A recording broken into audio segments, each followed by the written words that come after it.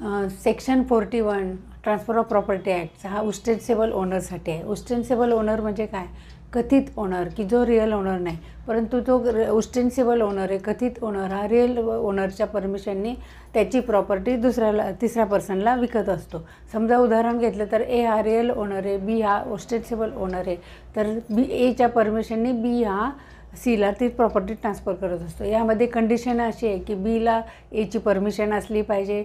2 नंबरची बी हा फक्त ते एची प्रॉपर्टी सेल करू शकतो, मॉर्गेज करू शकतो आणि लीज करू शकतो, गिफ्ट करू शकत नाही, कारण त्यात कन्सिडरेशन नाही आहे. थर्ड, सीनी जी प्रॉपर्टी खरेदी केली आहे की ट्रान्सफरीने, त्याच्यात त्याचा गुड फेथ असलं पाहिजे, एला फ्रॉड करण्याची इच्छा नसायला पाहिजे.